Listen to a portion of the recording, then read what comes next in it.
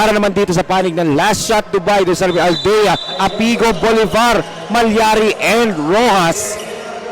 Until it's official, I don't want to announce it. I think it was official na. Official. Anyway, until gusto ko top official natin na magano'n hindi dapat ako.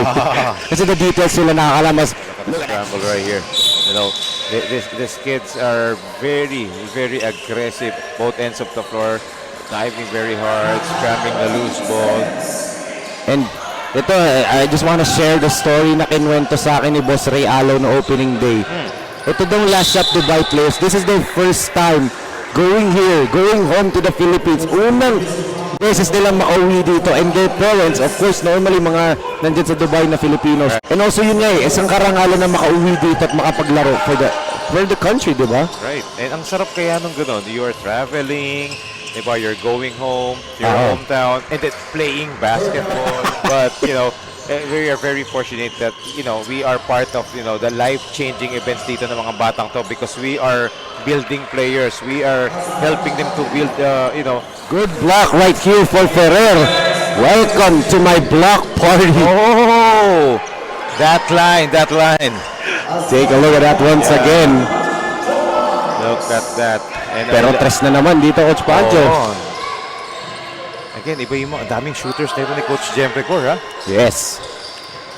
Diba? That's right. Eto, si Coach Alan Salazar nag-shift na ulit sa small ball, ha? Para tapatan yung quickness ng last shot Dubai. Pinalitan niya yung dalawang big men niya. Tumatakbo na naman itong last shot Dubai. Salcedo on the attack. Emergency pass. Aquino up fake. Puts it up and in. Now the biggest lead of the ballgame for last shot Dubai at 9. Yes. Then, Eto, may pressure agad. Bolivar, step back jumper. From the baseline rattles in. Severo swings it to Gonzalez. Good ball movement right here for UBL. But yun nga lang, turnover naman. Yes. Nanggigil siya kasi nagkaroon ng mismatch. But great job dito para kay Ashton John Apigo.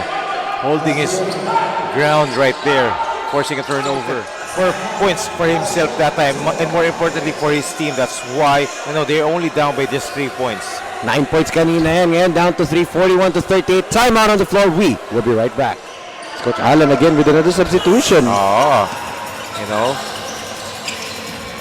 And Apigo. Oh, finally a field goal. And they need to make a... Easily crosses the midline pero na turnover. Ito yung momentum na iniiwasan ni Coach Alan sa langsang. Yes. 42 seconds na titira. Apigo. Aldea with the attack. Aldea with a layup there.